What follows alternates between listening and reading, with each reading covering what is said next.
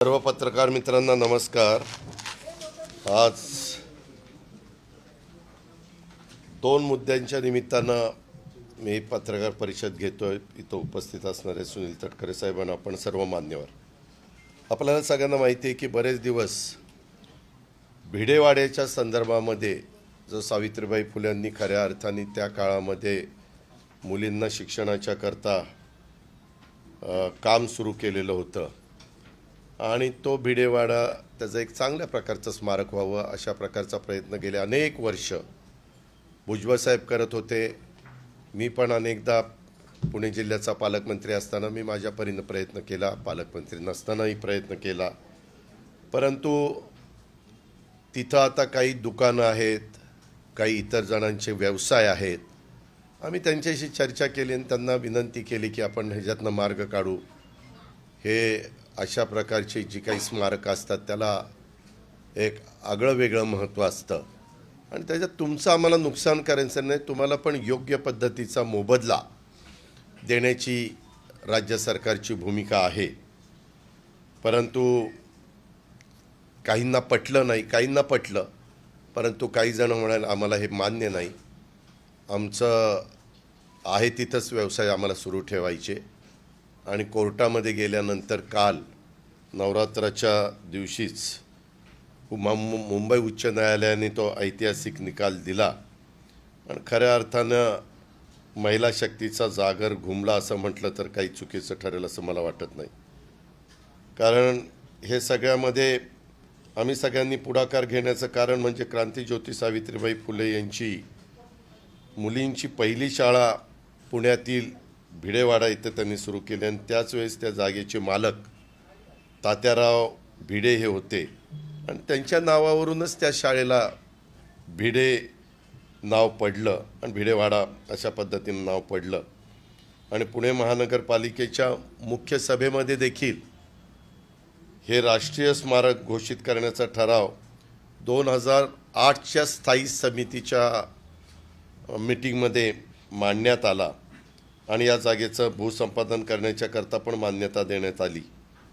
आणि त्याच्यानंतर गाळेधारकांनी मुंबई हायकोर्टामध्ये धाव घेतली आणि हायकोर्टाने 2015ला आणि 2018ला राज्य सरकारला पण आपली भूमिका मांडण्याच्याकरता सांगितलं। राज्य सरकारनी पण वेळोवेळी जरी सरकार वेगवेगळी असली, बदलली गेलेली असली, तरी भूमिका मात्र प्रत्येक सरकारने हीच ठेवली की ती जागा मिळाली पाहिजे आणि तिथं राष्ट्रीय दर्जाचं स्मारक झालं पाहिजे।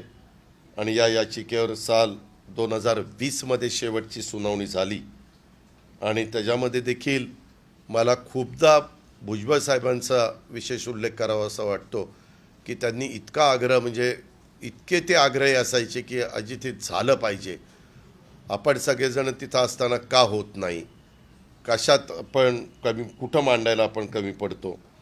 आणि त्याच्यामध्ये त्यांनी पण तो वाद त्यांच्या स्तरावर पण मिटवण्याचा प्रयत्न केला, परंतु नोव्हेंबर 2021मध्ये त्या वाड्यातील दुकानदार आणि रहिवासी यांच्यासोबत मी पण बैठक घेतली होती, भुजबळ साहेब पण त्या बैठकीला होते, परंतु दुर्दैवाने यश मिळालं नाही। आणि पुण्यातील भिडेवाड्याच्या संदर्भात स्थानिक जे पोटभाडेकरूंनी पुणे मनपा आणि राज्य सरकारच्या विरोधात दाखल केलेली याचिका मुंबई उच्च न्यायालयाने फेटाळली आणि भिडेवाडा हे क्रांतीज्योती सावित्रीबाई फुले यांचं स्मारक करण्याचा मार्ग अखेर मोकळा झालेला आहे। हे एक चांगली बाब आहे। मी पुन्हा पुण्याला गेल्यावर पण ह्यांना बोलणार आहे किंवा आता हायकोर्टाचा निकाल आपण सगळेजण मान्य करूया, तुमच्या इतर काही गोष्टी असतील तर त्या चर्चेतनं आपल्याला सोडवता येतील आणि कसं ते स्मारक लवकरात लवकर प्रत्येकाचं जे स्वप्न आहे ते पूर्ण होईल अशा प्रकारचा प्रयत्न आम्ही लोक करणार आहोत, हे मला प्रकर्षाने आपल्याला सगळ्यांना सांगायचं होतं। दुसरं पत्रकार मित्रांनो, एक गोष्ट आपल्या सगळ्यांच्या लक्षात आणून द्यायची, आपल्याला सगळ्यांना माहिती आहे की मी माझं काम भले आणि मी भला, मी जास्त काही कोणाच्या कॉमेंट्स कोणी केल्या तर त्याला उत्तरं वगैरे देत बसत नाही, ज्याचं त्याला लखलाप, आपलं आपलं काम भले असं करून मी माझा पुढं जात असतो।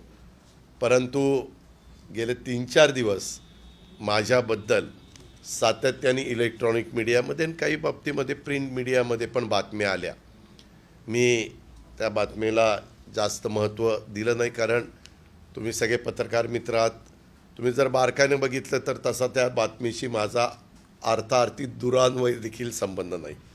आपल्याला सगळ्यांना माहिती आहे की अनेक वर्ष पुणे जिल्ह्याचा पालकमंत्री, मी फक्त 99 ते 2004 साली नव्हतो, त्याच्यानंतर ज्या ज्या सरकारमध्ये काम केलं त्यांनी मला पुण्याचा पालकमंत्री ठेवलं. अपवाद फक्त मी सरकारमध्ये नव्हतो तो काळ होता.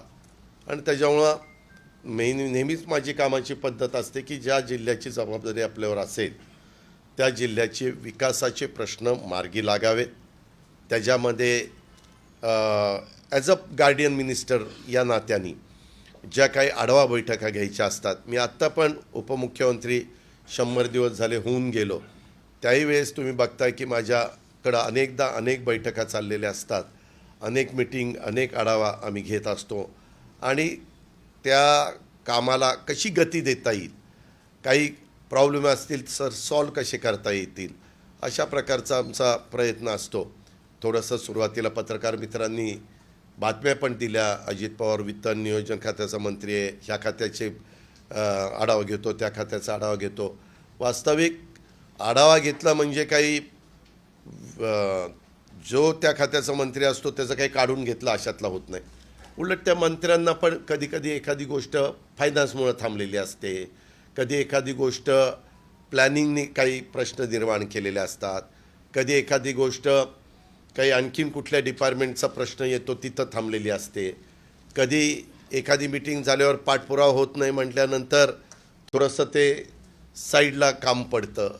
असं होऊ नये म्हणून आम्ही ते आढावा घेत असतो. आणि तसं पुण्यामध्ये देखील मी नेहमीच आढावा घेतो. पुण्यातल्या पत्रकार मित्रांना माहिती आहे, पुणेकरांना पण सगळ्यांना माहिती आहे.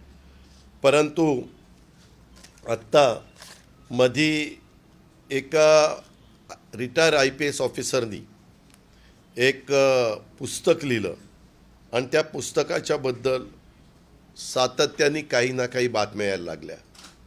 आणि पार त्याच्यात अजित पवार आता अडचणी येत, अजित पवारांची आता चौकशी करा, अजित पवारांनी असं केलं, अजित पवारांनी तसं केलं. मी काही केलं नाही. मी आपल्याला सगळ्यांना सांगतो की त्याच्या संदर्भात मी एक क्लिप बघितली एका चॅनलला. तत्कालीन विभागीय आयुक्त आणि राज्य शासनाचे म्हणजे दिलीप बंड यांनी सविस्तर स्पष्टीकरण केलं. त्याच्यामध्ये सदर प्रकरणातील कागदपत्रांचं मी अवलोकन केलं. ते बघता 2008 साली हे प्रकरण सुरू झालेलं होतं. पत्रकार मित्रांनो, 2008 साली हे प्रकरण ज्यावेळेस सुरू झालं त्यावेळेस आता काही जण हयात पण नाही आहेत, परंतु 2008ला महाराष्ट्र शासनाच्या गृह विभागाने 21 फेब्रुवारीला एक GR काढला आणि त्याच्यामध्ये अशी प्रस्तावना लिहिली, पुणे शहर या परिसरातील वाढते औद्योगिकरण व त्यासाठी लागणारे पोलीस कार्यालय व निवासस्थानाची गरज भागवणे यासाठी पोलीस विभागाकडे उपलब्ध असलेल्या जागेचा कशा प्रकारे उपयोग करता येईल याचा विचार करून त्या अनुषंगाने प्रस्ताव तयार करण्यासाठी संबंधितांची समिती गठीत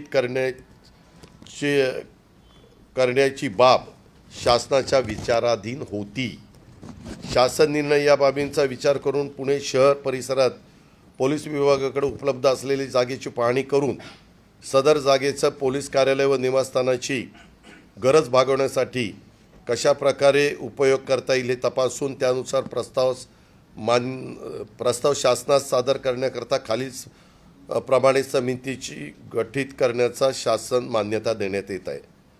समितीचं स्थान, त्याच्यात अध्यक्ष विभागीय आयुक्त महसूल पुणे, जिल्हाधिकारी सदस्य पुणे, पोलीस आयुक्त पुणे सदस्य पुणे, PMC कमिशनर सदस्य, अप्पर पोलीस आयुक्त प्रशासन सदस्य सचिव, मुख्य अभियंता सार्वजनिक बांधकाम विभाग पुणे.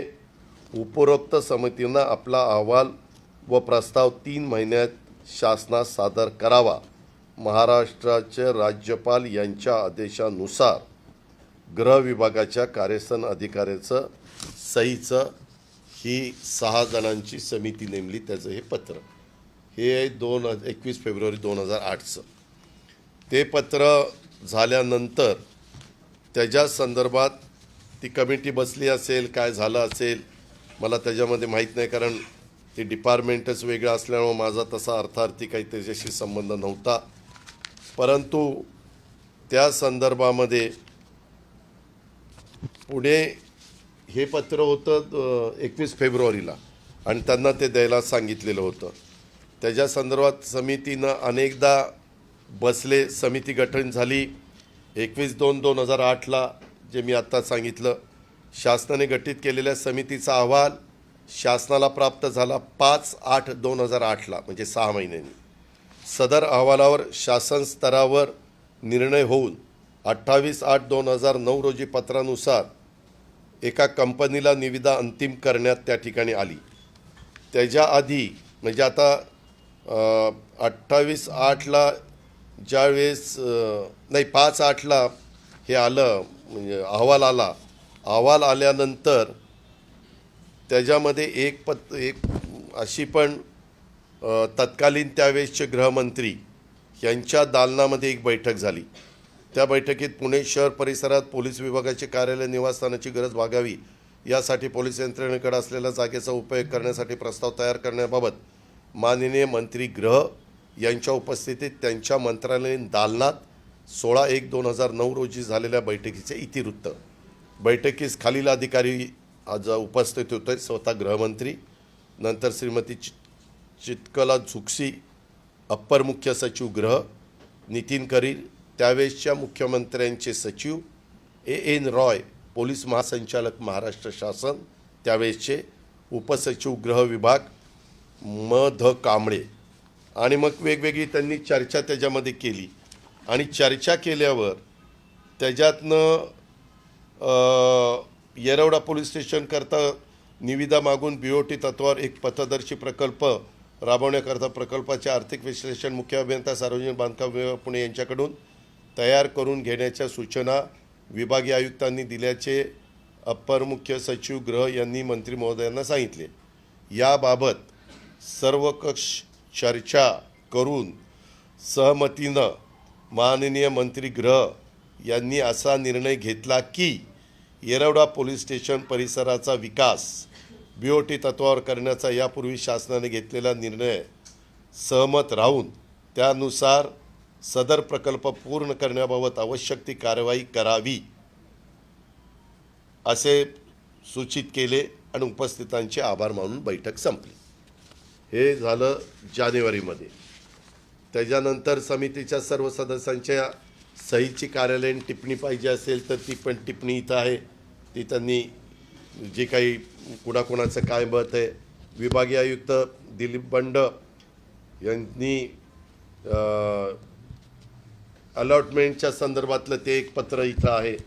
त्याच्यानंतर कंपनीनं शासनाला 1 कोटी धनाकर्षाने मुदत ठेवीच्या बाबतीतलं पत्र आहे.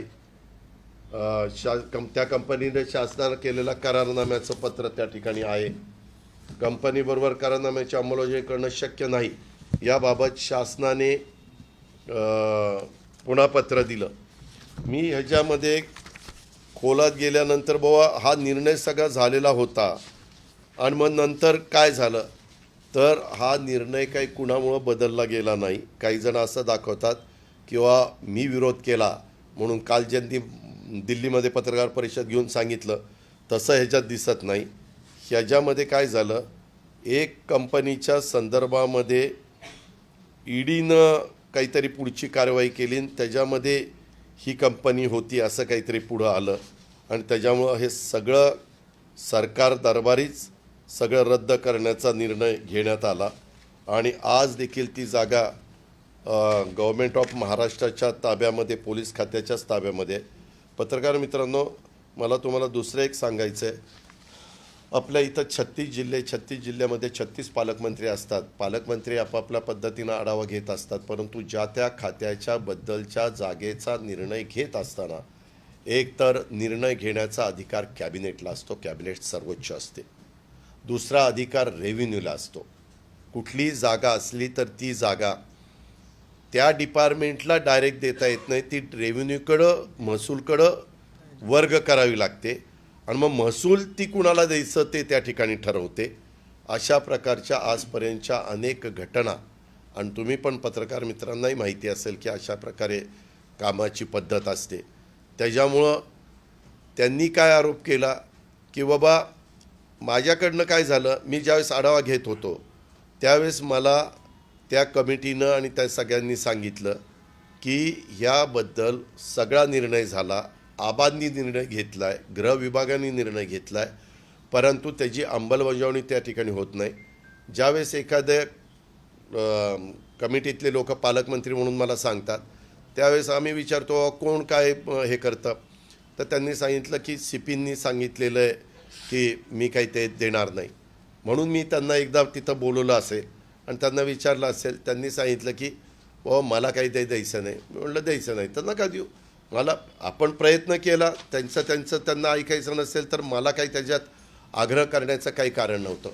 पण पत्रकार मित्रांनो, तुम्हाला दुसरं एक मी सांगतो, मी 91 साली पहिल्यांदा ह्या मंत्रालयामध्ये सुधाकर नाईकांच्या मंत्रिमंडळामध्ये राज्यमंत्री म्हणून कामाची सुरुवात केली आणि त्याच्यानंतर अनेक पदांवर मला कामाची संधी मिळाली. अनेक मुख्यमंत्र्यांच्या बरोबर मला काम करता आलं, अनेक सहकाऱ्यांच्या बरोबर मला काम करता आलं.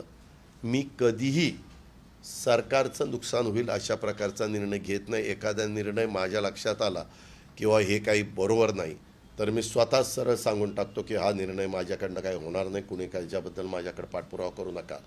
दुसरी गोष्ट, मी आजपर्यंत सुरुवातीपासून जवळपास आज 32 वर्ष झाली अधिकाऱ्यांशी, IAS ऑफिसर असू द्यात, IPS ऑफिसर असू द्यात, वरिष्ठ अधिकारी, कलेक्टर, CO, विभागीय आयुक्त, कुठलाही अधिकारी असू द्यात, ह्या सगळ्यांशी मी व्यवस्थितपणे बोलत असतो. माझा स्वभाव जरी कडक असला तरी देखील एखादी गोष्ट माझ्याकडं आता अनेक वर्ष सेल टॅक्स डिपार्टमेंट होतं, नंतर त्याचा LBT झालं, त्याचंच नंतर व्हॅट झालं, नंतर त्याचंच GST झालं, हे आपल्याला सगळ्यांना माहिती आहे.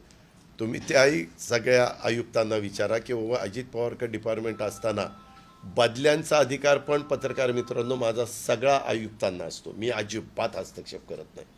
मी त्यांना सांगतो की मला माझं म्हणण्यापेक्षा आपल्या सरकारचं उत्पन्न वाढवून द्या, तुम्हाला जे पोस्टिंग जिथं कुणाला करायचं तिथं करा. माझ्याकडे लोकप्रतिनिधी आले तरी मी सांगतो GST हे सगळ्यात जास्त उत्पन्न देणारं, टॅक्स देणारं डिपार्टमेंट आहे. तिथं तुम्ही कुणी अमका अधिकारी इथं ठेवा, तमका अधिकारी तिथं ठेवा सांगू नका, कारण तसा आमदारांचा आणि GST डिपार्टमेंटचा अर्थार्थी संबंध येत नाही.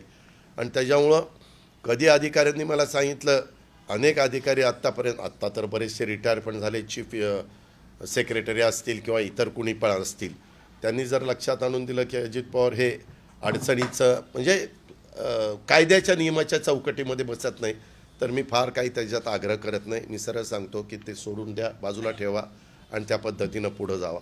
ह्यामध्ये त्या पुस्तकाच्या निमित्तानं कदाचित त्या व्यक्तीला असंही वाटलं असेल की बाबा आपण पुस्तकामध्ये, म्हणजे त्यांनी पण काल बोलताना सांगितलं त्या पुस्तकात बरंच काही आहे, परंतु हाच विषय का सगळ्यांनी जास्त लावून धरला ते काही कळायला मार्ग नाही, असं त्यांनी पण बोलता त्या ठिकाणी बोलून दाखवलं.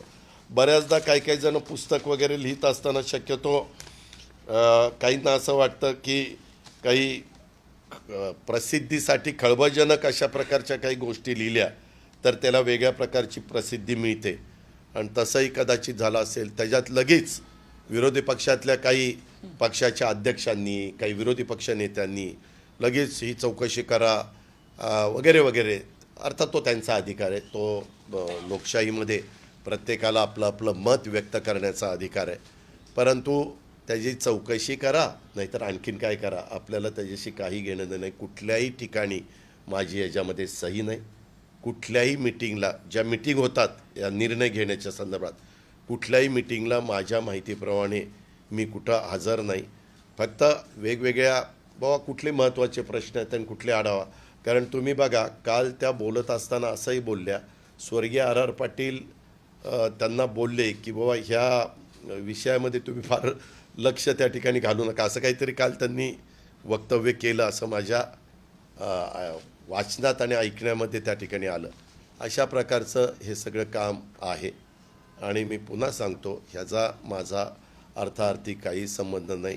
मी कधीही आरआरला की हे असं करा तसं करा असं सांगितलं नाही. उलट आत्ता देखील पुण्यामध्ये मेट्रोच्या संदर्भातली कामं चाललेली आहेत आणि मेट्रोचा VGF भरून काढण्याच्याकरता कितीतरी मोक्याच्या जागा सरकारने मागच्या मग पोलीस खात्याची जागा असेल, इवन पॉलिटेक्निकची जागा असेल, आपल्या विद्यापीठाच्या अलीकडच्या बाजूला बघा डावीकडं पॉलिटेक्निक कॉलेज आहे तिथली जागा असेल, अशा वेगवेगळ्या महत्त्वाच्या जागा VGF तो भरून काढण्याच्याकरता त्या बाबतीमध्ये दिल्या.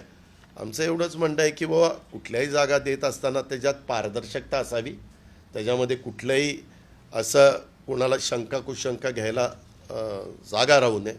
कारण शेवटी हा जनतेच्या जागा आहेत, जनतेचा पैसा आहे आणि आम्ही लोक तिथं काही काळाकरता निवडून गेलेलो असतो, विश्वस्त म्हणून काम करत असतो, शपथ आम्ही घेतलेली असते वगैरे वगैरे अशा सगळ्या बाबी आहेत. अहो कुणाची चौकशी करता? चौकशी कुणाची करता? जागा आहे तिथंच आहे, जागा कुठं गेलेलीच नाही आहे. जागा गृह विभागाची आहे ना, आणि तिथं वेगवेगळे अधिकारी जाऊन बघून आले तर रेकॉर्डला पण ते आहेत, पाहणी केली. म्हणजे काही अधिकाऱ्यांनी आता हे CP असताना ह्यांचा विरोध आहे, आधीच्या CPचा सपोर्ट आहे कारण त्यांनी तशा सह्या केलेल्या आहेत. नंतर त्याच्यातले काही CP केंद्रामध्ये गृहराज्यमंत्री पण झालेले आहेत. नाही ऐका ना, त्याच्या संदर्भामध्ये का हस्तांतर केलं नाही ते मला काय माहिती. त्यांनी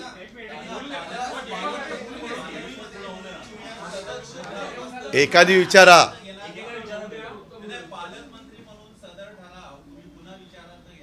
नाही माझं काय कारण आहे ते ठराव. मी याच्यामध्ये कुठंही नमतो. गृह विभागाची जागा गृह विभागाने समिती केलेली होती, त्यांनी त्याच्यामध्ये GR काढलेला होता. माझा काहीच संबंध नाही. मला कशाला ती जागा कुणाला दुसऱ्याला द्यायला मी निघालोय.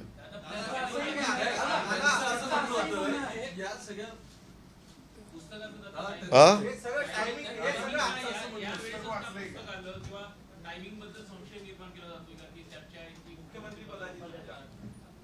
नाही मला हे का प्रत्येकाच्या वेगवेगळ्या प्रकारचं काम असतं. काही अधिकाऱ्यांची कामं कशी असतात काय असतात तुम्हाला सगळ्यांना माहिती आहे. आता ते पुस्तक आणि त्या पुस्तकातला मुद्दा आणि त्याच्यामध्ये माझा तसा अर्थार्थी काही संबंध मी पण कबूल करतो. मी आढावा घेताना मला सांगण्यात आलेलं होतं की अशा पद्धतीनं ठरवून देखील एक गृह विभागाचं फायद्याचं काम असताना होऊन दिलं जात नाही. मला सांगताना काय सांगितलेलं होतं, गृह विभागाच्या फायद्याचं काम असताना करून दिलं जात नाही. आणि जानेवारी 2009ची देखील गृह विभागाची बैठक झालेली आहे. त्यावेळेस माझ्या माहितीप्रमाणे गृहमंत्री 2009ला जयंतराव पाटील साहेब होते. म्हणजे याच्यात दोन्ही तसा सांगलीकर गृहमंत्री होते, एक स्वर्गीय RR पाटील होते आणि एक जयंतराव पाटील होते. आणि 26/11ला आपल्या जयंतराव RRनी राजीनामा दिला आणि 1 वर्षाच्या करता मला वाटतं जयंतरावांना त्यावेळेस पक्षाने गृहमंत्रीपदाची जबाबदारी दिली होती.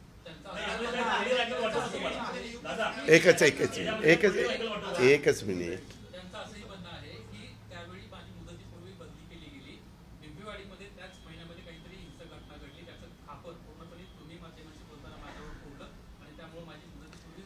एक मिनिट, मी अशा बदल्या कोणाच्या करत नाही.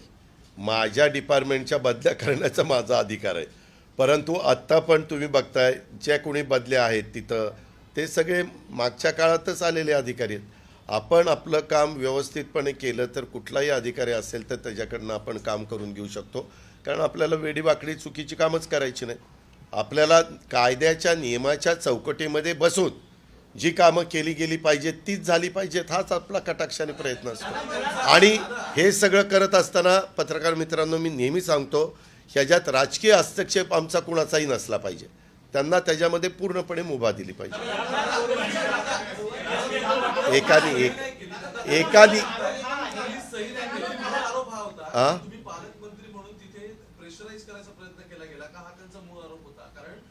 या सगळ्यानंतर तुम्ही प्रेशराईज करत असल्यास त्यांचं म्हणणं आहे, आणि या सगळ्यानंतर त्यांना शेवटी गृहमंत्र्यांकडे जावं लागलं, जे फायनली या सगळ्यावर तो कन्व्हिन्स झाले आणि म्हणून तो निर्णय नाही झाला. नाही, मी कधी मी तुम्हाला पुन्हा सांगतो, तुम्ही विभागीय आयुक्त वेगवेगळे आम्ही बसतो ना आढावा. आता मी परवा 2 दिवस पुण्याचा आढावा घेतला.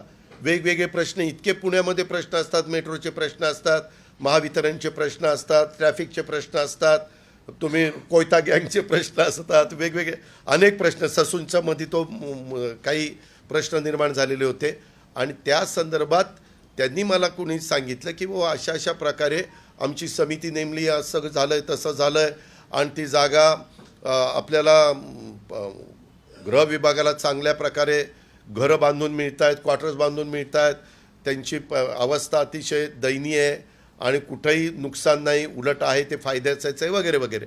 तर मी म्हणलं मग कुणाचा विरोध आहे? तर ते म्हणले की व आत्ताचे जे CP आहेत त्यांनी विरोध केलेला आहे. म्हणून म्हणलं त्यांना बोलवा, त्यांना विचारलं तर ते म्हणले नाही माझ्या बुद्धीला पटत नाही. म्हणलं पटत नाही तर राहू द्या. त्याच्यावर ह्याच्यापेक्षा मी काय केलं? आताच ही सगळी बातमी किंवा आता ते पुस्तक पुढे येणं, बातमी होणं, त्याची याचं हे जे टायमिंग आहे, कारण चर्चा हे काम पत्रकार मित्रांचं आहे. हेच टायमिंग गाठायचं कारण काय? मला काय करायचं?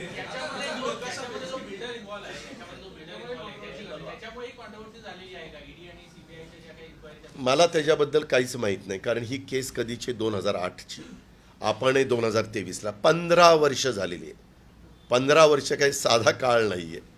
त्याच्यामुळं त्या संदर्भात पेपर्स आहेत, सगळ्या काही गोष्टी आहेत. काही कुठल्या माहितीच्या अधिकारात तुम्ही पण माहिती मागितली तर कुठली माहिती झाकून राहणारी नाही आहे. आणि त्याच्याबद्दल त्यावेळेस या कमिटीचे अध्यक्ष होते दिलीप बंड, त्यांनी पण प्रेस कॉन्फरन्स घेऊन काय सांगितलं, त्यांनी पण काय सांगितलं, ह्याच्यात अजित पवारांचा काही संबंध नाही. हे गृह विभागाने घेतलेलं काम आहे आणि मी ती कमिटी नेमलेलीच नाही. मला माहिती पण नव्हती अशी काही कमिटी नेमलेली.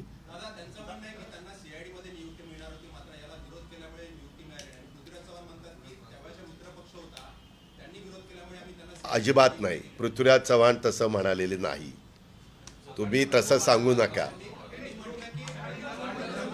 त्यांनी सांगितलं की बाबा अशा पद्धतीनं बदल्या होत असतात आणि त्या बदल्या करत असताना हा संपूर्ण अधिकार त्याची कमिटी वगैरे असते त्या पोलीस वरिष्ठांच्या बदल्यांच्या संदर्भातली. आणि तुम्हाला प्रत्येकाला माहिती आहे की कोण कशा कशा पद्धतीनं काम करतं. हे काही मग हे झालं होतं तर हे आत्ता काढायचं काय कारण होतं? मग ते तेव्हाच का नाही काढलं?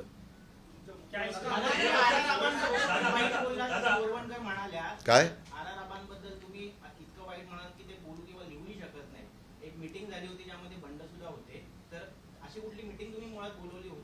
मी तुम्हाला कितीदा पुन्हा तेच सांगतोय. मला फक्त एकदा सांगितल्यानंतर मी बाबा ते त्यांनी सांगितल्यावर परत मी त्या कामाकडे डुंकून बघितलं नाही. आता तेच देत नाहीत. त्यांच्या खात्याच्या वरिष्ठांनी सांगून ते केलेलं नाही. आणि पण त्या जे सांगतायत की त्यांनी विरोध केला म्हणून ती जागा वाचली, तसं अजिबात नाही आहे. हा निर्णय जवळपास झाला होताच नंतरच्या काळामध्ये. पण ईडीची ती इन्क्वायरी ते 2G का काहीतरी ते प्रकरण होतं ना, हां स्कॅम, त्याच्यामध्ये ती कंपनी आली का असं काहीतरी झालं म्हणून ते थांबलं.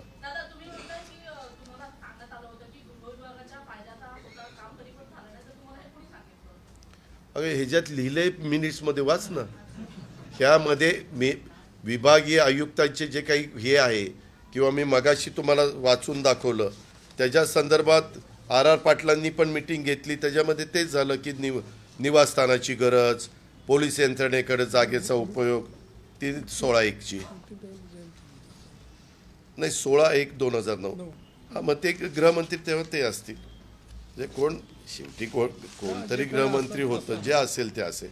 आणि त्याच्या संदर्भात विश्लेषण वगैरे ते सगळं आहे. त्याच्यामध्ये ते दाखवण्यात आलेलं आहे की बाबा हे फायद्याचं होतं वगैरे वगैरे असं. आणि तुम्हाला ते विभागीय आयुक्तांनी पण सांगितलं ना की बाबा हे काय ह्याच्यामध्ये करार काय होता ते पण सांगतो. समितीचे अध्यक्ष व तत्कालीन विभागीय आयुक्त यांच्या स्पष्टीकरणावरून सदरचं टेंडर प्रक्रियेत एकूण 7 जणांनी सहभाग नोंदवला होता. निवड झालेल्या वरील कंपन्यांकडून शासनाच्या जागेच्या बदल्यात गृह विभागाला खालीलप्रमाणे सोयीसुविधा मिळणार होत्या. येरवडा येथे रोड फ्रंटला 3,900 म्हणजे 3,900 चौरस मीटर जागा. येरवडा येथे नवीन पोलीस स्टेशन व पोलीस कार्यालय कॉम्प्लेक्स, सर्व फर्निचर व वातानुकूलित यंत्रणेसह सर्व सुविधांनी युक्त येरवडा येथे 8 निवासस्थाने, शिवाजीनगर येथे अतिरिक्त पोलीस आयुक्त दर्जाच्या अधिकाऱ्यांचे 4 बंगले, शिवाजीनगर येथे पोलीस उपायुक्त दर्जाच्या अधिकाऱ्यांच्यासाठी पार्किंग व 3 मजली इमारत सर्व सुविधायुक्त 6 निवासस्थाने, पोलीस शिपायांच्यासाठी पार्किंग 7 मजली इमारत सर्व सुविधांसह 495 निवासस्थाने. सदरचा प्रस्ताव लिलावाचा नव्हता तर तो PPP तत्वावरील विकसनाचा प्रस्ताव होता. तो गृह विभागाला अतिशय फायदेशीर होता असे समितीचे मत आहे. समितीच्या म्हणण्यानुसार तत्कालीन वेळी शासनाच्या जमिनीची किंमत 3 कोटी रुपये होती, तर विकासकाकडनं 15 कोटी रुपयांची जमीन व बांधकाम पोलीस विभागास मिळणार होते. हा ते पुढचं मगाशी ऐका ना, मगाशी काही गोष्टी दरम्यानच्या काळात पुण्याच्या पोलीस आयुक्त डॉक्टर सत्यपाल सिंग यांची बदली होऊन श्रीमती मीरा बोरवणकर या पुण्याच्या पोलीस आयुक्तपदी आल्या होत्या. त्यावेळी समितीच्या विनंतीवरून सदरचा विषय त्यांना समजावून सांगण्यात आला होता. शासनाचा त्यामागचा उद्देश व आतापर्यंत पूर्ण झालेली प्रक्रिया या विषयावर चर्चा झाली होती. प्रत्येक अधिकाऱ्याचा दृष्टिकोन वेगळा असू शकतो.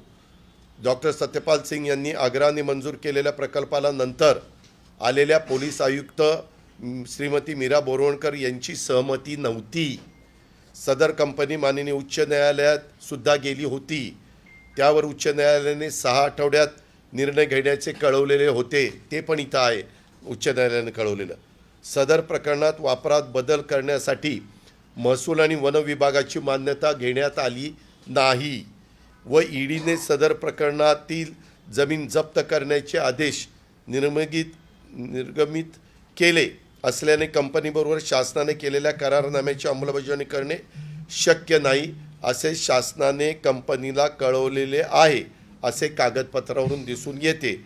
सरकारी अभियोक्ता यांच्या 28/11/2016 च्या शासनास दिलेल्या पत्रावरून शासनाने सदरचा करारनामा शासनावर बंधनकारक नसल्याने तो रद्द करण्यास कंपनीला कळवले. आणि मगाशी मी तुम्हाला सांगत होतो की ह्याच्यामध्ये सदर कागदपत्राचं अवलोकन केलं असताना सदरचे प्रकरण 2008 साली सुरू झाल्याचं दिसून येतं. सदर प्रकरणात मूळ प्रस्ताव हा गृहविभागाचाच होता. त्यावेळी स्वर्गीय RR पाटील गृहमंत्री होते आणि त्याच्यानंतर जयंतराव पाटील गृहमंत्री होते. त्यावेळी चितकला जुगसी या अप्पर मुख्य सचिव गृह होत्या व डॉक्टर सत्यपाल सिंग हे पुण्याचे पोलीस आयुक्त होते. सदरच्या विषयानुषंगाने शासनाने गृह विभागाची ती कमिटी मी तुम्हाला सांगितली. वरील समितीने सविस्तर विचारविनिमय करून 6 महिने अभ्यास केला. दुसऱ्या महिन्यात कमिटी केली आणि 8व्या महिन्यात अभ्यासांती सविस्तर विचारविनिमय करून अभ्यासांती 5/8/2008 शासनाला अहवाल सादर केला. तत्कालीन अमुस ग्रह यांनी सुद्धा सदर ठिकाणी 2 वेळेला भेट दिली. त्या अहवालावर शासन स्तरावर निर्णय होऊन 28/8/2009 रोजी त्या कंपनीला मेसर्स एव्हर स्माईल कंपनीला निविदा अंतिम करण्यात आली. लेटर ऑफ अलॉटमेंट देण्यात आलं. शासनातर्फे नोंदणीकृत करारनामा करण्यात आला. आवश्यक ती बँक गॅरंटी देण्यात आली. हा संपूर्ण विषय हा गृह विभाग व शासनाने नेमलेल्या 6 सदस्यीय समिती हाताळत होती. या विषयाचा माझा काहीही संबंध नव्हता. सदर समितीमध्ये पुण्याचे तत्कालीन पोलीस आयुक्त सत्यपाल सिंग हे पोलीस अधिकारी होते. ते आपल्या देशाचे नंतर गृहराज्यमंत्री बनले. पोलीस विभागातील कर्मचाऱ्यांना अधिकाऱ्यांना जुन्या झालेल्या पोलीस स्टेशनचे प्रश्न वगैरे वगैरे पालकमंत्री यांना त्याने विविध विकास कामाचा आढावा घेणे हे त्या पालकमंत्र्याचे काम असतं. सदर आढावा घेताना सदरचा विषय शासनाच्या मान्यतेनंतरही तसाच पडून असल्याने शासकीय समितीने माझ्या निदर्शनास आणून दिले आणि जागा हस्तांतरित झाली नाही असं सांगितलं. एवढ्या पुरताच माझा संबंध आला म्हणून ते प्रश्न विचारला. पण त्यांनी सांगितलं नाही तर नाही.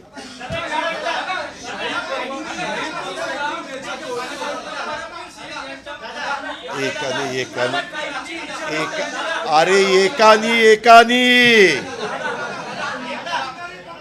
दादा काहींची इच्छा नसताना पुण्याचे पालकमंत्री झाला आणि त्यानंतर 2008चं प्रकरण असं उघडून काढलं जातंय. काय नाही रे या बघ अजिबात योगायोग नाही अजिबात नाही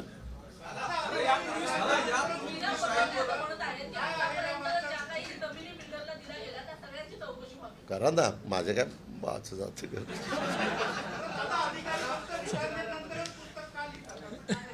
अहो मला तर एखादी माझ्या डोक्यात आज सांगितलं की IAS-IPS ऑफिसर महत्त्वाचे अधिकारी रिटायर झाल्यानंतर अशा पद्धतीनं काही लिखाण करायचं म्हटलं तर त्याची पूर्वपरवानगी घ्यावी लागती म्हणे असं मला आत्ताच मी इकडे तुम्हाला भेटायला येत असताना सांगितलं खरं खोटं द्यावाला पाहिजे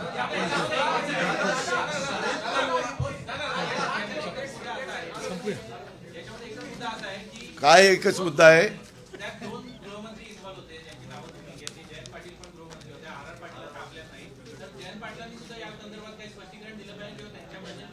नाही पण अहो माझं काय म्हणणं आहे कुणी स्पष्टीकरण द्यायचं काही कारण नाही जर जागाच तिथं आहे तर स्पष्टीकरण देऊन शेळ्या कडीला ऊत कशाला आणायचं चाललंय ह्याच्यात कुठंच काही नुकसान एक तर अजून ती कमिटी म्हणते की 15 कोटीचा फायदा होणार होता 3 कोटीची जागा होती आता तोही मुद्दा राहिलेलाच नाही ना ह्याच्यात जर देऊन काही झालं असतं तर बाबा चौकशी करा खरंच 15 कोटीचा फायदा झाला का खरंच जागेची किंमत त्यावेळेस 3 कोटी होती का रेडी रेकनरचा दर काय होता हे करावं लागलं असतं पण तसं काहीच झालेलं नाही ना आपल्याला वेगळ्या बातम्या भरपूर आहेत हे कशाला करायचं चलो थँक्यू देश विदेशातील प्रत्येक घडामोडींचे लाईव्ह अपडेट मिळवण्यासाठी आता साम टीव्हीच्या सर्व सोशल मीडिया प्लॅटफॉर्मला लाईक, फॉलो आणि सबस्क्राईब करा. तसंच सर्व नोटिफिकेशनसाठी बेल आयकॉन प्रेस करायला विसरू नका.